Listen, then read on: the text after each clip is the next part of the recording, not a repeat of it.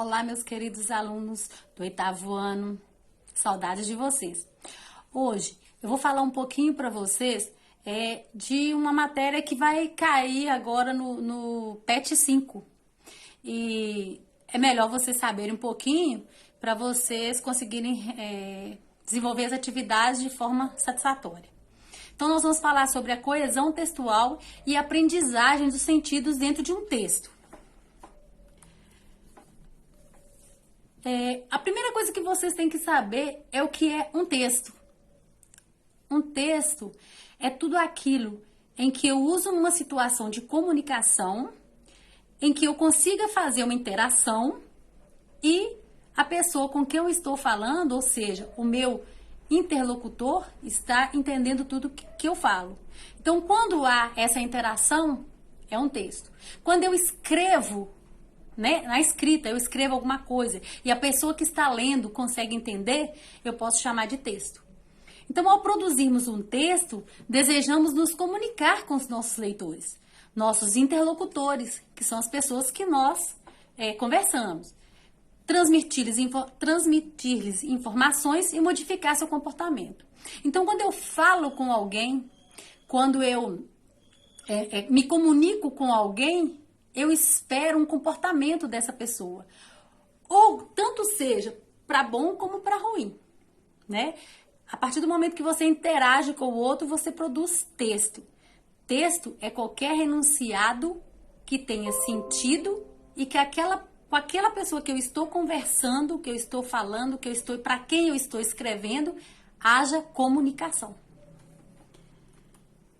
Por essa razão, é importante lembrar que o texto não pode ser um aglomerado de frases soltas, sem conexão.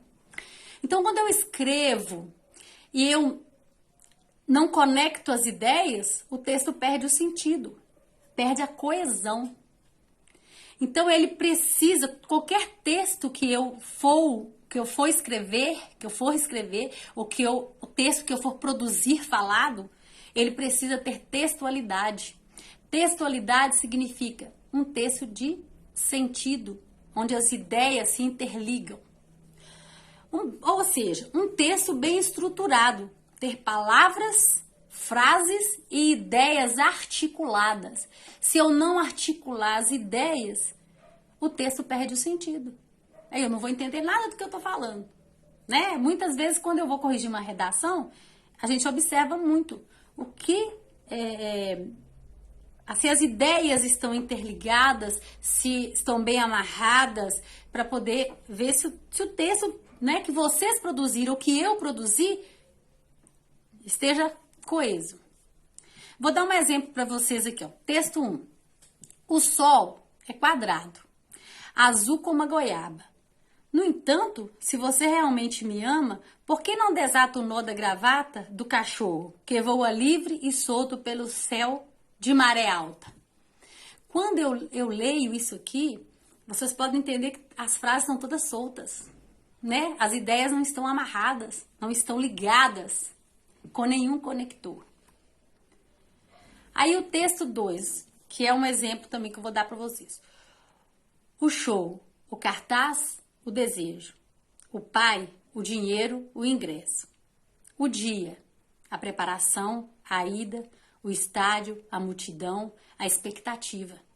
A música, a vibração, a participação. O fim, a volta, o vazio.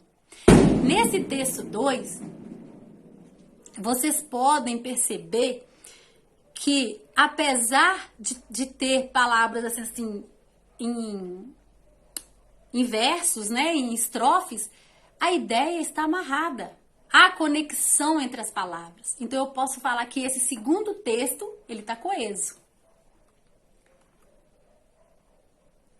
1 ou 2 é considerado texto. Então, eu li o primeiro texto e li o segundo texto.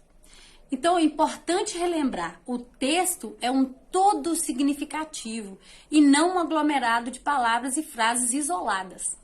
Então, se eu pegar o texto 1, eu posso ver que as frases estão todas soltas. E o texto 2, não. O texto, as frases, elas estão amarradas com o sentido delas. Vocês leem e vocês conseguem entender O texto 1 não, de um assunto pulou para o outro, uma ideia não está amarrada na outra. Partindo desse conceito, nós podemos concluir que mesmo não mantendo as chamadas correções gramaticais, o texto 2 denota um maior sentido, né? Apesar de não ter todas as correções gramaticais, mas ele tem um maior sentido, né, do que o 1. Mesmo gramaticalmente correta, a passagem do texto 1 não poderia ser considerado um texto, por aparentemente não fazer sentido. Antes, assemelha-se mais a um aglomerado de frases e palavras soltas. Foi o que eu disse para vocês. O texto 1, que eu li primeiro, é um aglomerado de frases soltas, não articuladas, a gente não consegue entender, de um assunto passa para outro. E no texto 2, não. A ideia está bem amarrada. E aí, o texto faz sentido.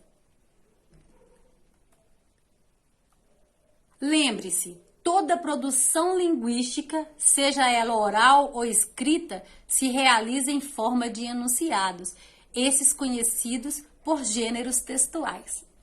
Então, gente, olha, qualquer enunciado que nós formos fazer, né, qualquer produção nossa, escrita ou oral, né, que nós falamos, esses conceitos, essa produção, ela tem que estar muito bem amarrada para ser considerado enunciado.